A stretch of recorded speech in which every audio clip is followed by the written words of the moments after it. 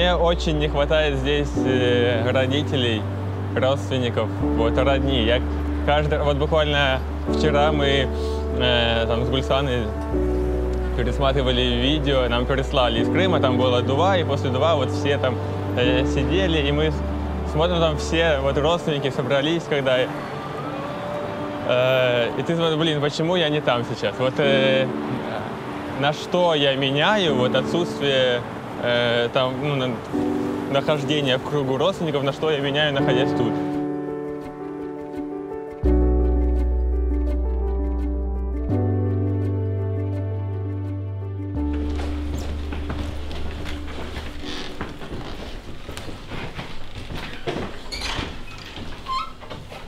Здравствуйте.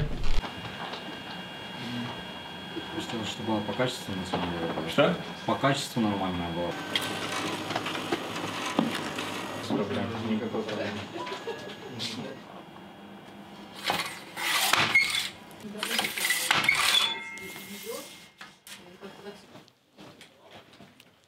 Ты расстал, чтобы это все было не зря, чтобы хотя бы кто-то, увидев афишу, такие, надо сходить. 36 гривен, извините. А мы пришли в Мусафир, чтобы повесить мою афишу со стендапом. Вот такой я артист, я сам вешаю афиши, сам выступаю, сам пишу. Такая афиша у меня есть.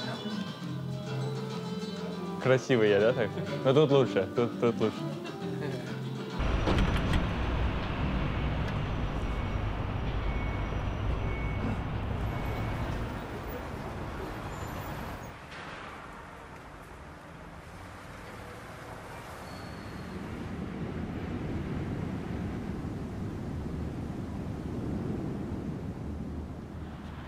Вот это парк КПИ, вот эта дорожка, моя первая дорога, и вот тут метро КПИ.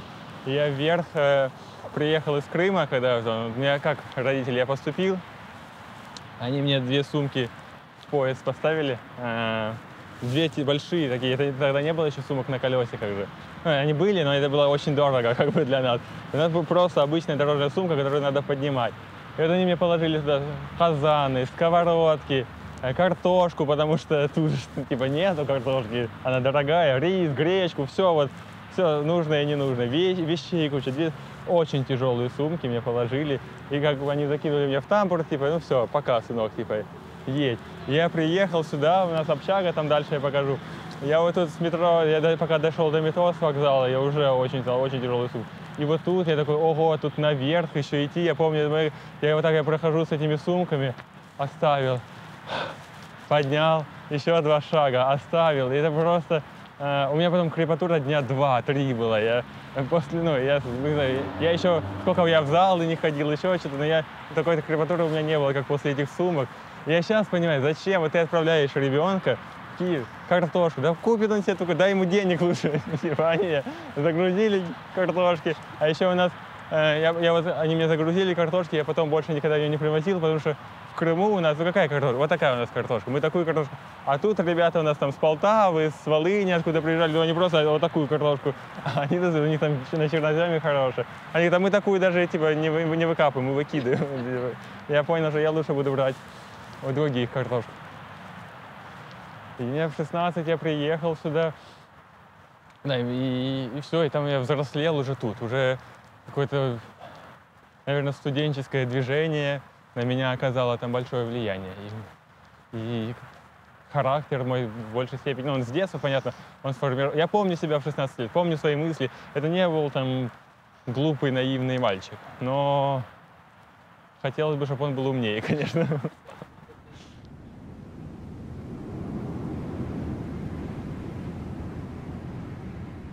У меня нет, что я вот тут пустил корни. Пока я не почувствовал это. Я там люблю Киев, мне нравится этот город.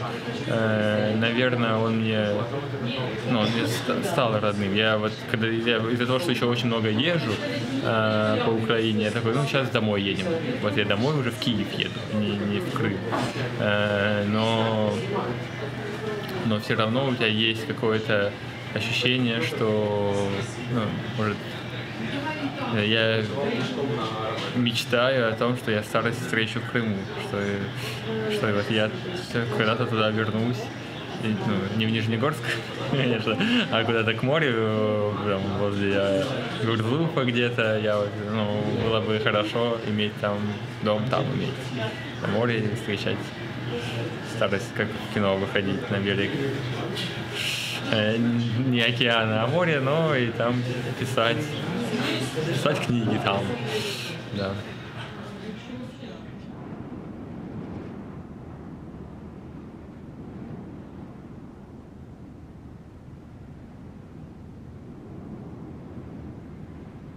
О стройке и о рынке я переживал и то, и другое. И мне это было интересно, я понимаю сейчас, но это, наверное,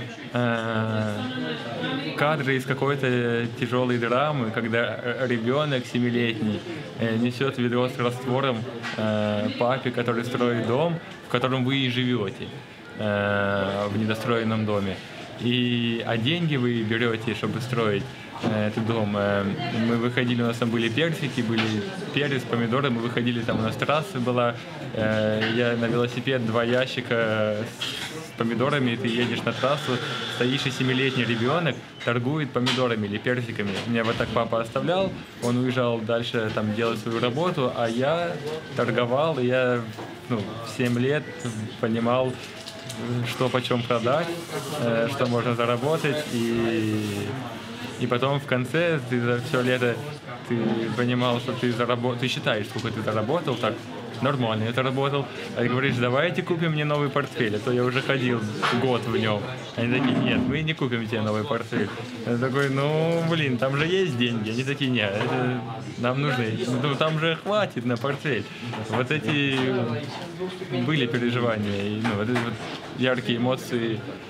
Но для меня, я вспоминаю это прям с какой-то радостью. Было интересно, там заводились какие-то друзья на этой бетонке, мы стояли, когда торговали. Было интересно. Я не понимал, насколько было сложно моим родителям. Я помню очень хорошо разговор родителей, когда это был 99-й год, получается. Мне надо было идти в школу, мне было 6 лет, но уже можно было отдать меня в школу. И я помню разговор родителей, они между собой там общались, и они говорят, мама говорит папе, может на следующий год его отдадим в школу, потому что ему не в чем идти, нет рубашки, чтобы он пошел в школу. И папа такой, да не, мы найдем рубашку, там пойдет, надо в этом году, чтобы он не сидел еще год дома, пусть идет в школу. И тогда когда я услышал, я просто расстроился, типа, ой, что я еще год буду сидеть в школе, я хочу уже в школу идти. Я такой, а сейчас я понимаю, это очень, наверное, больно, когда ты не можешь отправить своего ребенка в этом году в школу, потому что ты не знаешь, какую рубашку ему одеть. Это было, я не знаю, как они пережили эти все годы. Для меня Крым — это мои родные люди, моя родня, мои родители, мои родственники. И для меня Крым — это эмоции, которые я получил там, и воспоминания.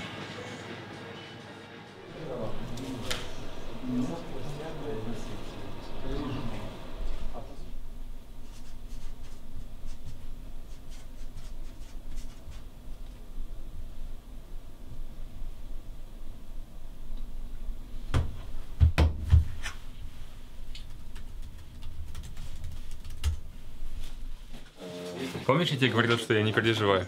Не переживаешь? Вот переживаю.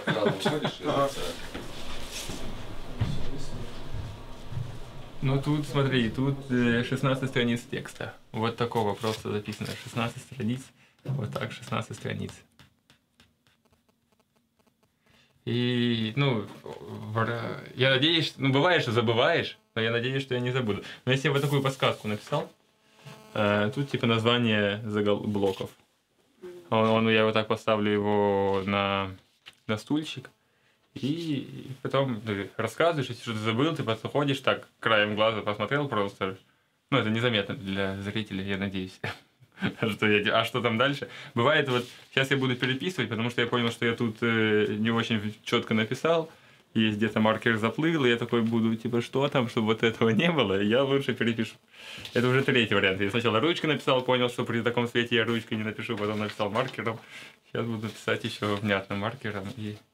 А бывает, ну, сейчас еще тут опасно тоже из-за того, что вот так прям написано, тут это все блоки. Я могу начать сильно крупно писать, чтобы было понятнее, и потом мне не хватит места, чтобы написать блоки. Ты меня звали? Да, я. Да. Мы тебе петлю будем вешать.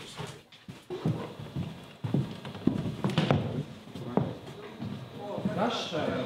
Да. 1, 2, 1, 2, 3, 4, 5. Сейчас, секундочку одну, пожалуйста. Ну, если, смотри, если тебе надо зайти, то заходи. Ну, в принципе, ну вот так. Ну, вот так норм еще. Становишься, у тебя сразу появляется тень, вот. Ага, я либо перед ней, да? Да, либо за ней, тебе надо сильно заходить. И смотрите, сейчас очень модно спрашивать вопрос через... Я сейчас примотаю специально. А это у меня? Да. Меня пригласили выступать. Была встреча крымско-татарской молодежи. Я ей выступал и в первый раз, но в первый раз я не нашел себе жену там. Вот. А второй раз я когда уже пришел туда выступать, и как раз там была Гульсана. Она, ну тоже я высокий, она высокая, я ее сразу издалека увидел. И такой, о, это то, что мне надо. Да, мы можем вот так сейчас пойти. И все, и потом мы как раз сели рядом, так совпало, что мы сидели рядом.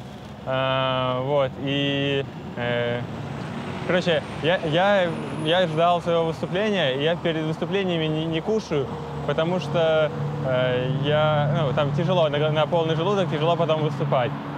Вот, и пока я дождался своего выступления, выступил, вернулся за стол, они уже все съели, все манты, все, что там было, все съели. Я тогда не подумал, что это сигнал, что у нее дома мало еды. Вот. И короче, я шутил на эту тему, что они там все съели. Это были последние, наверное, шутки, с которых она смеялась. Потом, сейчас идут, она уже перестала смеяться с моих шуток. Вот тот образ жены, который у меня есть в выступлениях, это не она.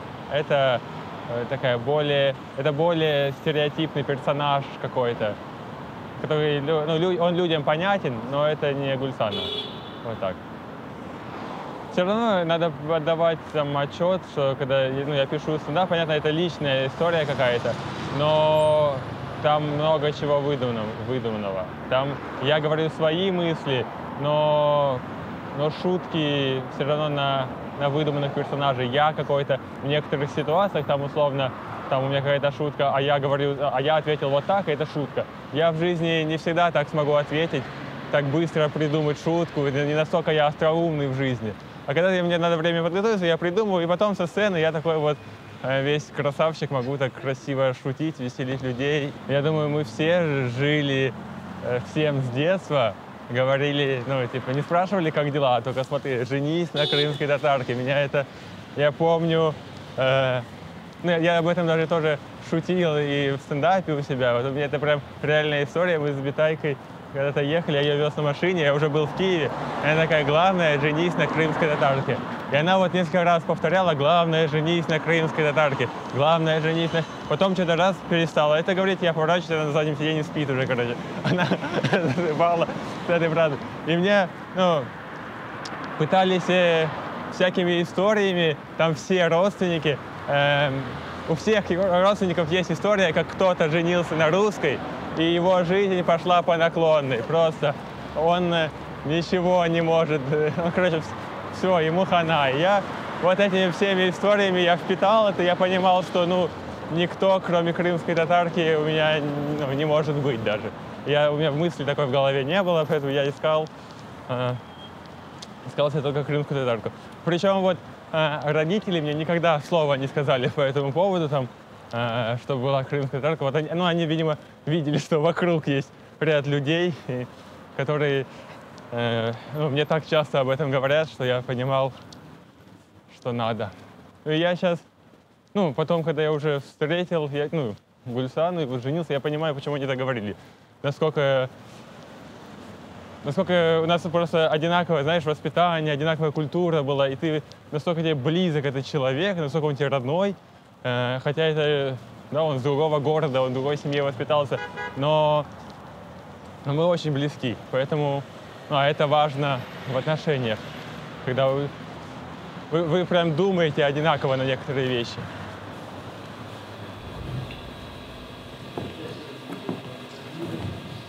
Девушка, как вас зовут?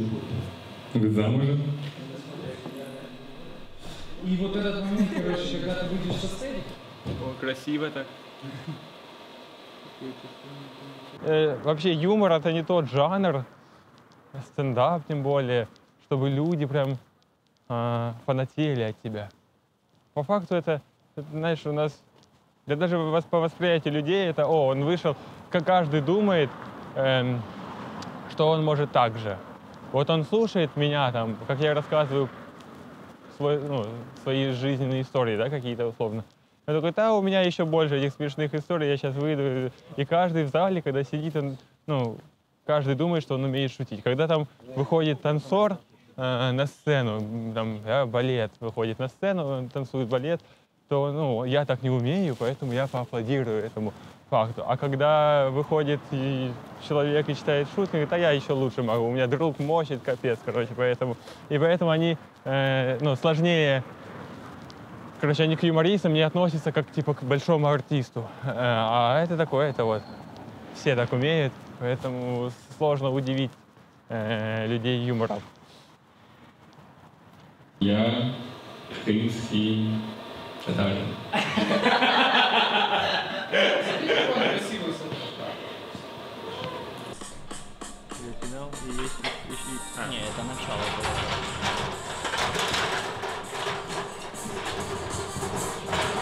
Это на финал вообще. Вот это было финал. Да, нет, смотри, там будет вот так. Бекирджан будет отсюда выходить, да.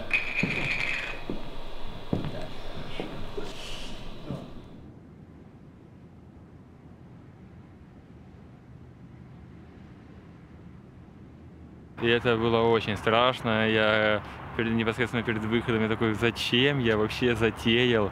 Когда все внутри тебя горит, такой стресс просто у тебя, ты на автомате, там у тебя просто пелена перед глазами, куча людей, они как в кино, знаешь, ты выходишь, ты не слышишь звук, ты что-то говоришь, что-то смеется, у тебя трясутся ноги, ты весь переживаешь, но потом я зашел за кулису, и все такие, было круто, молодец. Я такой, да? И мне просто так не показалось тогда.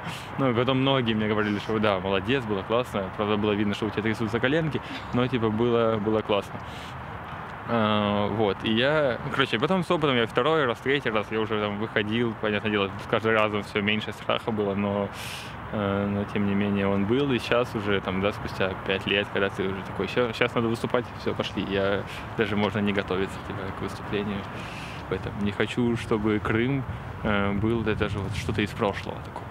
Вот сейчас, к сожалению, так происходит. Я вспоминаю, они такие, да, потому что люди не знают, что сейчас там происходит. Они всегда, ты из Крыма, а расскажи, что там сейчас. Вот люди не знают. У нас про Крым говорят только там в прогнозе погоды. Говорят, до сих пор говорят, что там в Симферополе плюс 15. Это не самая нужная информация об этом. Поэтому вот, я рассказываю, у меня есть шутки про то, что сейчас там происходит. Говорю о том, что сейчас же в Украине очень модно спрашивать, чей Крым. И это в качестве проверки, патриот ты или нет. И если отвечаешь, что Крым — это Украина, то ты прошел проверку. И мне кажется, вам не кажется, что это капец какая легкая проверка? И тем не менее там находятся дебилы, которые не могут правильно ответить на этот вопрос и спокойно поехать на Евровидение. Да, такая тяжелая тема для шуток, но я подумал в какой-то момент, это же то, что меня волнует. Я об этом хочу говорить, и почему я должен об этом молчать. Вот, мне сейчас не просто там шуточки интересны, а мне вот прям копнуть так, чтобы люди не только посмеялись, но и задумались, о чем я говорю, о чем я шучу. Мне просто вот такая комедия больше нравится, когда человек, когда вышел с зала, он что-то о себе подумал.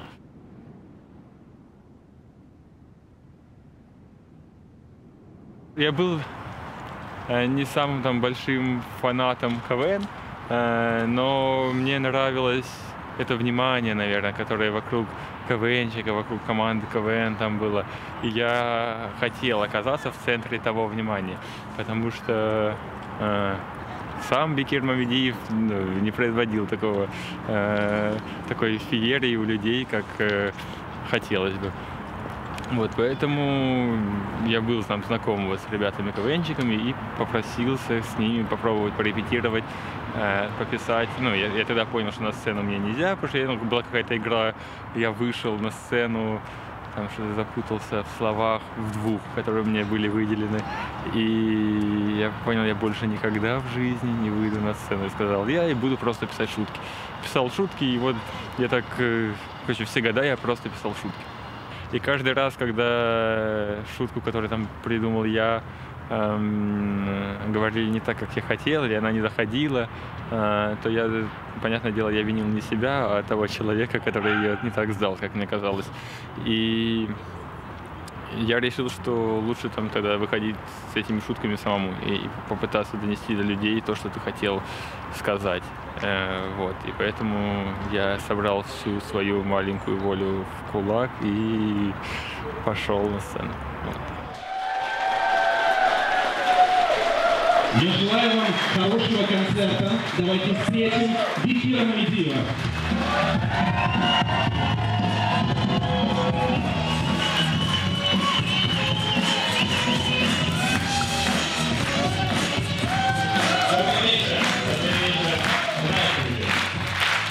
Спасибо. Спасибо большое. Спасибо. Я попрошу это снять, потому что такого может и не быть, как у нас. Слушайте, меня зовут Бекир. Я чистокровный крым-территориалист.